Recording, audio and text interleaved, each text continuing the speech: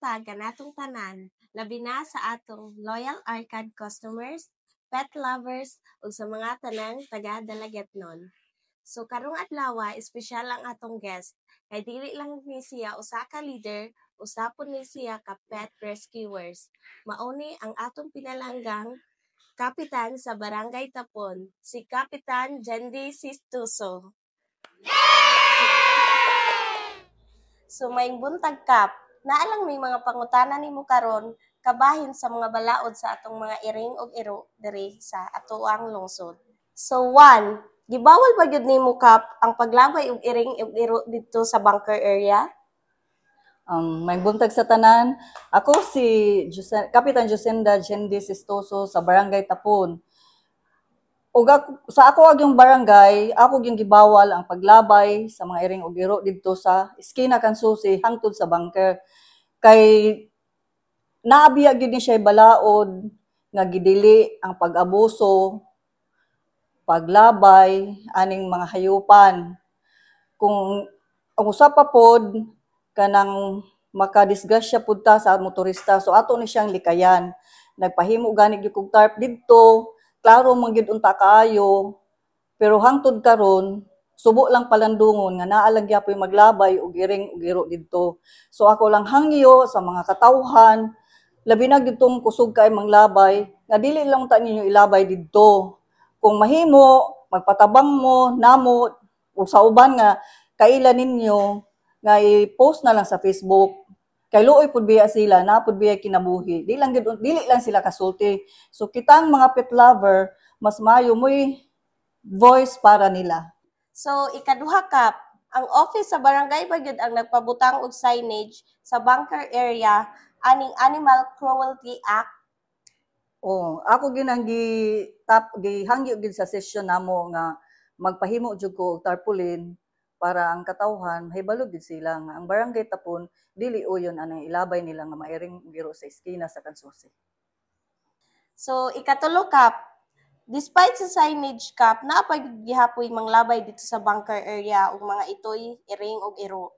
Recently lang, unsay matambag nimo aning mga tawhana ug unsay pwede mahitabo kung sila masaktan? Hangtod gid karon naa gid koy nabantayan lang gihapon nga mga itoy nga naa diha karon sa Esquina Kansusi. So meaning bisan akong gitaudan og tarpaulin diha, kanang naa lang gihapoy mga tawo nga maglabay gihapon anang mga itoy. So ang ako na lang buhaton nga og kinsay makasulti nako nga kinsay maglabay ana, pwede ipaabot lang ninyo diri sa barangay aron mao atagan nako og aksyon kay naa gyud siya consequence nga maatubang sa tawo nga naglabay. So ikaupat kap, unsay pwede buhaton sa mga lumulupyo sa Barangay Tapon kung sila naay makit-an nga giabuso nga mga hayupan or any acts of animal cruelty? Ang usa man gud pud sa atong balaod sa para sa mga animal, wala ra man kaayo gud matagaig ngipon. So ang ako na lang since kapitan ko sa Barangay Tapon, ako na lang yung ikahatag nga ug makakita sila anang giabuso, ila lang isumbong diri sa barangay kay basta sa usbon ko naagi consequence nga mahitabo. So, ang ikalima kap, naabay mga programa si kap alang sa mga pet lovers diri sa Barangay Tapon or unsa ba nga ilang angay naatangan karon? Karon nga since ako na mo'y kapitan sa barangay, naagi ko'y programa. Sikat pa ni last year pero wala lang mi nakahimo kay nabisi. Pero karong tuiga, naagi ko'y programa nga libreng bakuna para sa mga iring ug iro ug libre nga purga. Then paninguhaon pud unta gid nako kay since ang mga layaw daghan man gid kayong mga layaw nga iro ug iring dinhi. Kung makakita lang gid ko o mo sponsor aning mga libre laygit ug kapon, mas maayo gid unta nga mahimo diri mo. Mo gyud nay ako ang tumong. So last na lang gyud ni kap, unsa imong mahatag nga tips or advice sa mga katawhan labi na katong mga animal lover or bisan dili hilig og mga hayupan? Kuan ra gyud, bisag dili hilig kasagaran gyud diri dili man kay hilig no or katong mga hilig gyud sa mga iro. Kanang be a responsible animal owner. Kay lisod pud biya kayo kanang bisag dili daghan man kayong layaw no, damay nga sila nga kanang ay hindi ari naman na diri sa amo kay among gipakaon. Bisan lang unta pod ka ng pakaon misag kausa lang gyud og apiki manggaling kay labi na karon lisod na man gyud ang panahon.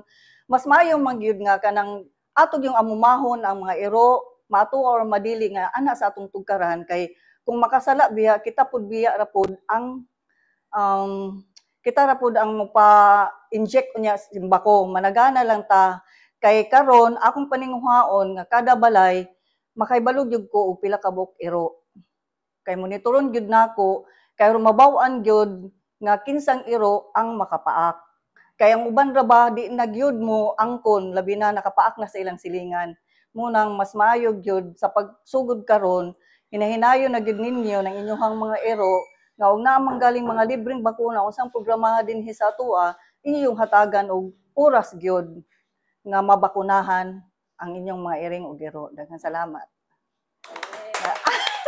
So daghang salamat Kap Jandy sa imong oras karong adlaw para mahatagan og impormasyon ang atong katawhan diri sa Dalaget. Daghan kay pong salamat kay ninyo. Ako gyud dili gyud kaayo ko hilig gyud untaan nga interview since about man sa mga hayupan ni go na lang gyud ko kanang dako kay ko pasalamat sa Raining Cats headed by Ma'am Ninia nga maayo unta sugod karon maginhihinay na unta ang mga katawhan nga tarungon nilag alima ilang mga iro. Naara gyud mi sa barangay nga mutabang ra gyud mi.